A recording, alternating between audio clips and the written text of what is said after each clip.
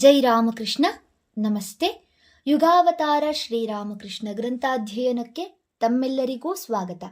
ಸಂಚಿಕೆ 157, ಅಧ್ಯಾಯ 102, ವಿಶಿಷ್ಟ ಭಾವಗಳಲ್ಲಿ. ಶ್ರೀರಾಮಕೃಷ್ಣರೊಮ್ಮೆ ಸಿಹೋರಿಗೆ ಹೋಗಿದ್ದಾಗ ನಡೆದ ಘಟನೆ ಇದು. ಒಂದು ದಿನ ಹೃದಯನ ತಮ್ಮ ರಾಜಾರಾಮನಿಗೂ ಆ ಊರಿನ ಇನ್ನೊಬ್ಬನಿಗೂ ಜಗಳ ಹತ್ತಿಕೊಂಡಿತು.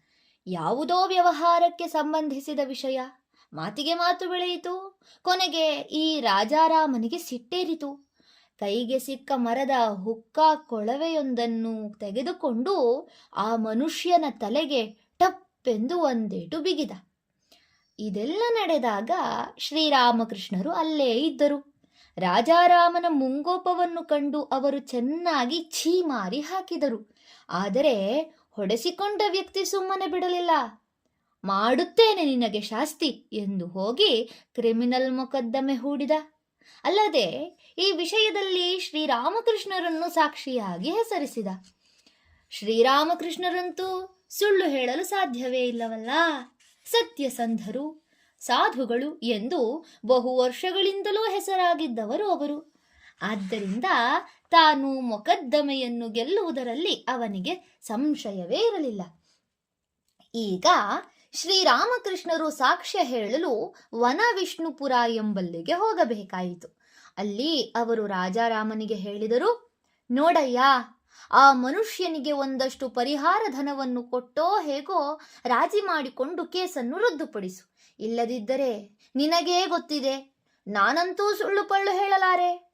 ನಾನು ಏನು ಕಂಡೆನೋ ಅದನ್ನೇ ಹೇಳುವವನು. ಆಮೇಲೆ ನೀನು ಕಷ್ಟಕ್ಕೀಡಾಗುತ್ತೀಯೇ. ಈಗ ರಾಜಾರಾಮನಿಗೆ ನಡುಕ ಹತ್ತಿತು. ಶ್ರೀರಾಮಕೃಷ್ಣರ ಬುದ್ಧಿವಾದದಂತೆ ಆತನೊಂದಿಗೆ ರಾಜಿ ಮಾಡಿಕೊಳ್ಳುವ ಪ್ರಯತ್ನ ಮಾಡಿದ.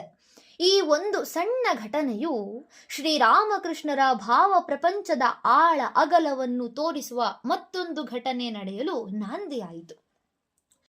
ವನವಿಷ್ಣುಪುರಕ್ಕೆ ಬಂದ ಈ ಅವಕಾಶವನ್ನು ಉಪಯೋಗಿಸಿಕೊಂಡು ಸುಮ್ಮನೆ ಒಮ್ಮೆ ಊರನ್ನೆಲ್ಲ ನೋಡಿಕೊಂಡು ಬರೋಣವೆಂದು ಶ್ರೀರಾಮಕೃಷ್ಣರು ಒಂದಿಬ್ಬರನ್ನು ಜೊತೆ ಮಾಡಿಕೊಂಡು ಹೊರಟರು.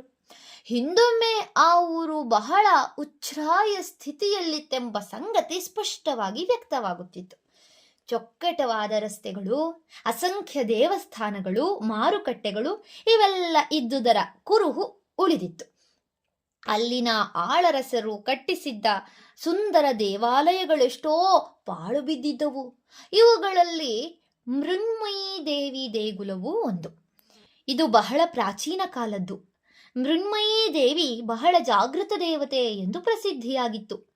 ಮೃಣ್ಮಯೀ ಎಂಬ ಹೆಸರಿಗೆ ಅನ್ವರ್ಥವಾಗಿ ಅದೊಂದು ಮಣ್ಣಿನ ವಿಗ್ರಹವೇ ಆಗಿತ್ತು.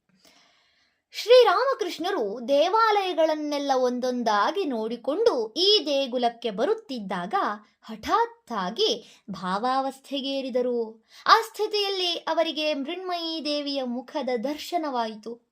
ಸ್ವಲ್ಪ ಹೊತ್ತಿನಲ್ಲೇ ಅವರು ಸಾಧಾರಣ ಸ್ಥಿತಿಗೆ ಮರಳಿದರು ಮತ್ತು ಸಂತೋಷದಿಂದ ಮುನ್ನಡೆದು ದೇವಸ್ಥಾನಕ್ಕೆ ಬಂದರು. ಆದರೆ ಅಲ್ಲಿ ಪ್ರತಿಷ್ಠಿತವಾಗಿದ್ದ ದೇವಿಯ ಮುಖವು ಅವರು ಆಗ ತಾನೇ ಭಾವಸ್ಥಿತಿಯಲ್ಲಿ ಕಂಡಿದ್ದಂತಿರಲಿಲ್ಲ. ಅವರಿಗೆ ಆಶ್ಚರ್ಯ, ಇದು ಹೇಗೆ ಸಾಧ್ಯ ಎಂದು. ಉತ್ತರವೇನೂ ಹೊಳೆಯಲಿಲ್ಲ. ಆಮೇಲೆ ಯಾರನ್ನೋ ವಿಚಾರಿಸಿದಾಗ ಆ ವಿಗ್ರಹದ ಬಗ್ಗೆ ತಿಳಿದು ಬಂದ ವಿಷಯ ಇದು. ಈಗ ಅವರು ಕಂಡದ್ದು ಬದಲಾದ ಪ್ರತಿಮೆಯೇ ಹೊರತು ದೇವಸ್ಥಾನದ ಪ್ರತಿಷ್ಠೆಯ ಸಮಯದಲ್ಲಿ ಸ್ಥಾಪಿಸಲಾಗಿದ್ದ ಮೂಲ ವಿಗ್ರಹವಲ್ಲ. ಏಕೆಂದರೆ ಯಾವಾಗಲೂ ಒಮ್ಮೆ ಅಲ್ಲಿನ ರಾಜಮನೆತನದ ಸ್ಥಿತಿ ಅವನತಿಯಲ್ಲಿದ್ದ ಕಾಲದಲ್ಲಿ ಒಬ್ಬಳು ಹುಚ್ಚಿ ಅದನ್ನು ಕೆಡಿಸಿಬಿಟ್ಟಿದ್ದಳು.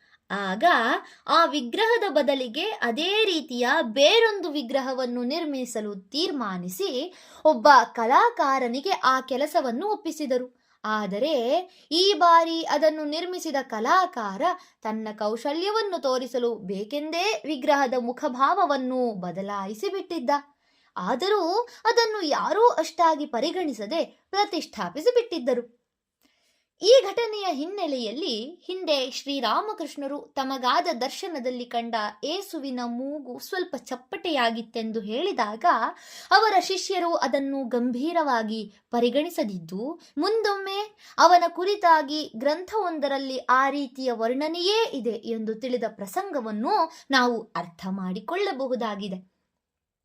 ಹಾಗೆಯೇ ನದಿಯಾದಲ್ಲಿ ಶ್ರೀರಾಮಕೃಷ್ಣರಿಗಾದ ಅನುಭವವನ್ನೂ ಇಲ್ಲಿ ಸ್ಮರಿಸಿಕೊಳ್ಳಬಹುದು. ಧನ್ಯವಾದಗಳು. ಇಂದಿಗೆ ಅಧ್ಯಾಯ 102 ಸಂಪೂರ್ಣವಾಯಿತು. ಮುಂದಿನ ಸಂಚಿಕೆಯಲ್ಲಿ ಹೊಸ ಅಧ್ಯಾಯವನ್ನು ಪ್ರಾರಂಭಿಸೋಣ. ಓಂ ಶಾಂತಿ ಶಾಂತಿ ಶಾಂತಿ. ಹರಿ ಓಂ ತತ್ಸತ್. ಶ್ರೀರಾಮಕೃಷ್ಣಾರ್ಪಣಮಸ್ತು. ಸರ್ವೇ ಜನ ಸುಖಿನೋ ಭವಂತು. ಜೈ ಶ್ರೀಮಾತಾ.